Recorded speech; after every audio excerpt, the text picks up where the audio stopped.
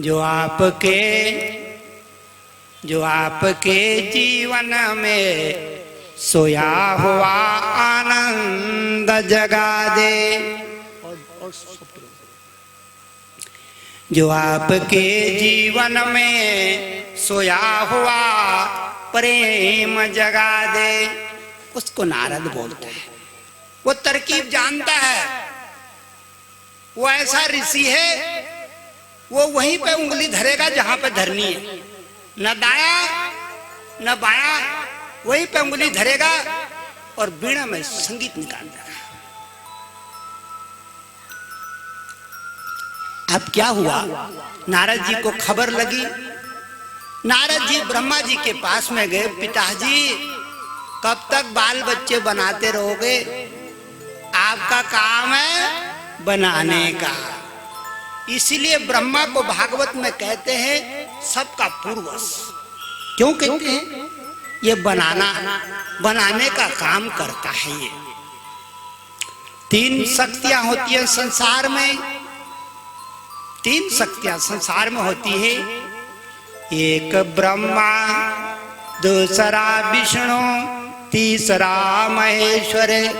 एक बनाता है, एक पालन करता है, और एक बम बम बम जगह खाली करो भाई, जगह खाली करो, दूसरी बहू आएगी सास को भगा देता है। ये काम किसका?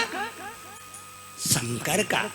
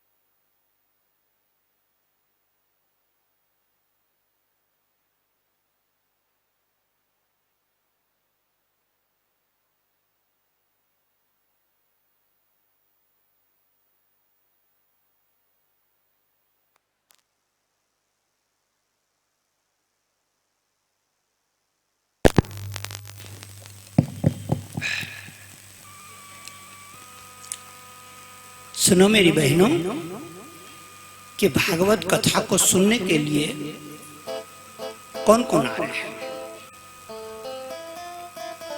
अव्याहतेष्टगतय सुरसिद्धसाध्यै गंधर्व यक्ष नरकीन् नरनागलोकान् मुक्ताश्चरन्ति मुनिचा रणभूतनाते विद्याधर द्विजगवाम भुवनानि कामम। नारद जी ने ब्रह्मा जी को जगा दिया भागवत सुनने के लिए। ब्रह्मा जी भाग रहे हैं हंस के वाहन में चढ़ करके। किसके वाहन में? हंस के वाहन। हंस कहते हैं प्राणों के लिए भागवत में। किसको कहते हैं? प्राणों का पक्षी। ब्रह्मा जी प्राणों में चढ़ के भाग रहे हैं भागवत सुनने के लिए गंगा किनारे। भगवान शंकर भागे और भगवान भोलेनाथ भागे। नारद जी ने कहा भगवान शंकर को आपके कुल देवता की कथा हो रही है, जाओगे नहीं? भगवान शंकर ने जब सुना कि मेरे कुल देवता नारायण की लीला होगी, सारे अपने परिवार को जगा करके और बैल में चढ़ के भाग रहे हैं। बैल में चढ़ के कहां जा रहे हैं? गंगा तीर। क्यों जा रहे हैं? क्योंकि नारद जी ने निमंत्रण दे दिया। भगवान शंकर बैठे हुए हैं, कथा सुनने के लिए जा रहे हैं, आंसू पहुंच रहे गमछे से। देखो मेरी माताओं, मैंने ऐसे ऐसे लोगों को देखा है जो भागवत कथा में जा करके अपने आंसू पोंछती रहती थी हमारी बुढ़ी माता है। मैंने कई बार देखा, जो मैं भागवत करता रहता हूँ मेरी बहनों, कई बार देखा बुढ़ी माता आगे गमछे लेकर के, धन्यवाद।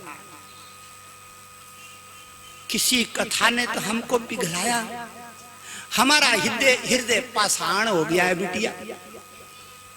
जीवन की लीला में हमारा हृदय पाषाण हो गया है, पत्थर का हो गया है। हम पत्थर के इंसान हो गए हैं।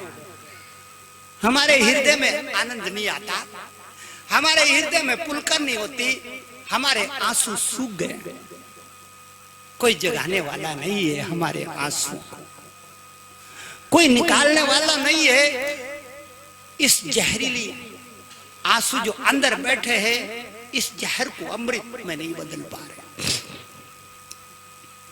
भगवान शंकर भाग रहे हैं कथा सुनने के लिए गंगा जी। अरे जागा रे जागा, गंधर्वों का लोक जागा। गंधर्व जानती हूँ किसको बोलते हैं? धिनक तथे दिन धिनकते मृदंगम बादयते, मृदंगम बादयते। क्वण क्वण ललितां वेणुरे मधुरमनादयते। गंधर्व कहते हैं जो अपनी कला से आपके अंदर की गंध को जागृत कर दें। गंध कहते हैं खुशबू के लिए। गंध का मतलब खुशबू, बदबू नहीं, खुशबू। सब मनुष्यों के अंदर खुशबू होती है और हर एक की खुशबू अलग अलग होती है। इसीलिए जो अंधा आदमी होता है, आप वहां पे खड़े होंगे आपको पहचान लेगा कि ये सीता है, आपकी खुशबू को जान लेता है, ये सीता, ये गीता है। क्यों? उसकी आंख तो बंद होती है लेकिन घ्राण इंद्रिय उसकी बहुत तेजी से जागृत हो जाती है, खुशबू से पहचान लेता है। आपके कदमों की आहट से पहचान लेगा कौन आया। कदमों की आहट से अंधा आदमी आपका नाम ले लेगा। प्रज्ञा चक्षु हो जाता है। एक इंद्री गई, वो जो शक्ति गई वो और इंद्रियों को जगा देती है। अब क्या हुआ? जागा रे जागा, गंधर्वों का लोक जागा। गंधर्व का जो कलंदर था, तुम्बरू गंधर्व, शिव पुराण में उसका नाम है तुम्बरू। क्या बोलते हैं गंधर्वों के जो आगे आगे चलता है उसका नाम है तुम्बरो गंधर्वे, तुम्बरी बजावे तो उसको तुम्बरू गंधर्व कहते हैं शिव पुराण में। ये भगवान शंकर का गण है। क्या है? भगवान शंकर का गण है। कोई मृदंग बजाने वाला, ढोल बजाने वाला, ये सब भगवान शंकर के गण है। इसीलिए इस वाद्य को गंधर्व विद्या कहते हैं। ये जो हमारे बाजे हैं इनको क्या कहते हैं? गंधर्व विद्या। पुराणों में इनके विषय में लिखा है कि